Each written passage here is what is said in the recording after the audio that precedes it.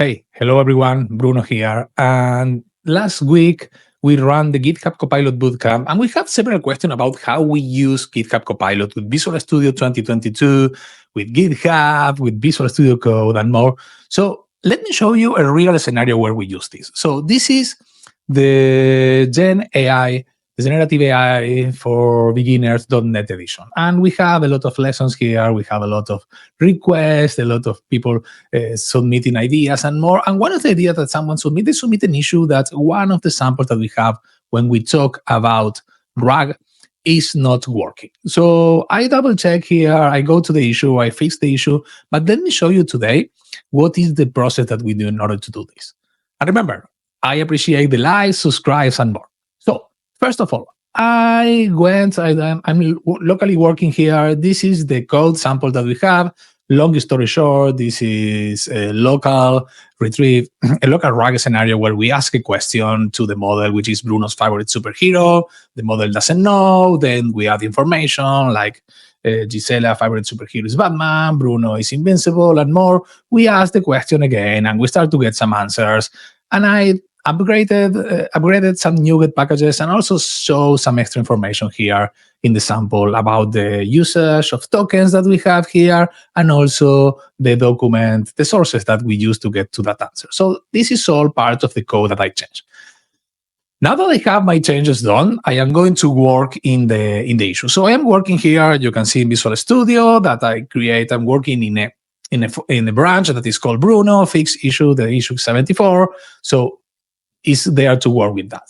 Then I am going to submit, I'm going to start to commit and push my changes. But here, the interesting part is that in order to write this, there are two ways that we can write this. I can manually start to write my changes, or I can use Copilot here to basically is going to automatically analyze the changes that I have, and is going to propose a message here. And we can see here that it has a very good message. It's going to say, hey, improve some of the memory management and the console output and the details of what I've done. I update the program CS to include new using directive.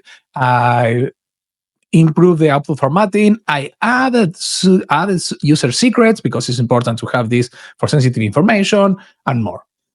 This is a super detailed description of what I've done. And in order to get this, and by the way, you can do the same in Visual Studio Code. What I do here is in the options of Visual Studio, I go to GitHub to Copilot, and I generate a custom instruction. This is super, super important for me. So what I want to have here is the first line should be a single line summary with no more than 50 characters. So I want a very small single line with a general overview of what I've done.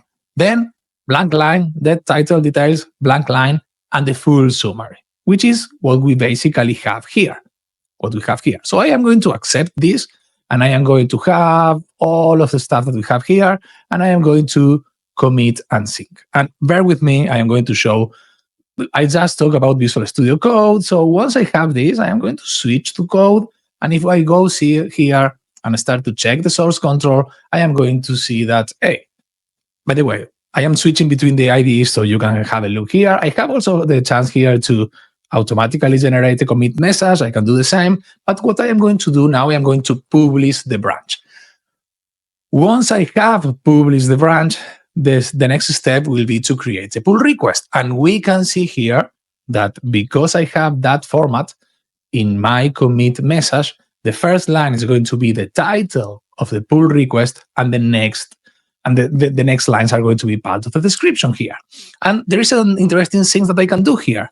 I can ask Copilot to make a review of the changes. So if I request Copilot to make the code review, what I am going to have here right now, and this is going to take a couple of seconds, is going to start to basically analyze the original code, the changed code, and it's going to start to give me, I don't know, instruction that, hey, do not add API keys or secrets in your code, or you can improve this or that, or this is not a good practice. This is the full power of Copilot here.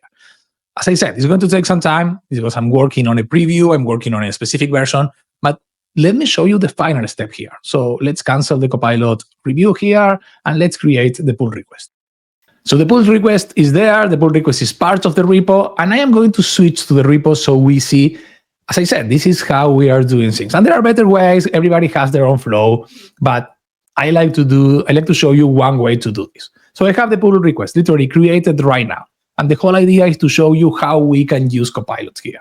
I like about this that we see that, hey, we have the details, we have the title, we know the files that we changes, we know everything here. And if I go here to the reviewers, this right now doesn't have any reviewers, but I can add Copilot to the reviewer. So let me, which is very similar what I probably going to do before. So I am going to add Copilot. And this is going to take some time because Copilot is analyzing the stuff. But let me fast forward here until we have this. And by the way, in this repo, we have GitHub Actions that when you submit a PR, is going to automatically send you hey, thanks for contributing. We will review the pull request and more. So let's wait for Copilot to finish the review.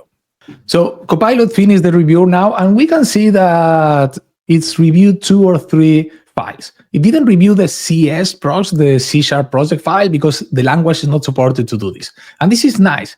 But at the same time, hey, we can do more here because Copilot can understand this. But what we can do, what I usually do here, and remember, this depends on your flow, how your team works. I am going to go to the file changes of the pull request, and I am going to start to ask questions to Copilot. So I am going to select the 3 files, and I'm going to start the chat. Once I am in the chat, I can ask questions. And again, it's going to take some time. Like in example, show me the main changes of the PR. And I start to get information here. I can start to see that in the program CS, I added a new using directory for OpenXML. Then I had a couple of console write line and more. So, hey, that's fine. Then in the program CS, hey, this is cool. So I updated the Spectre console. That's going to be my next question. I am going to ask the question because as a C# developer, even if we are not, even if Copilot say that this doesn't understand what is happening here in the CS process files, we know that it can help us to see, hey, show me the changes in packages and more. And then we have the output. So I am going to ask a new question here. So I ask again, do we have any new get packages? And say, yes, I added the secret ID, user secrets. That makes sense. But at the same time, I also upgraded the console from 049 to 049 preview and 049, the basic stuff here. So this is a nice conversation, and this is a very simple file where I have literally changed console outputs mostly, but this is a great example of how we can use Copilot to do this. By the way, the next step for me is going back to the pull request, and when I am here in the pull request, wait for ask one of my colleagues to review this in order to be approved. But hey, this is one example where you can see how you can use Copilot in Visual Studio 2022, in Visual Studio Code, in GitHub, in the IDE, to review your code, to help you in a lot of places to make better code. So I hope you like it, and hey, see you in the next one. Goodbye.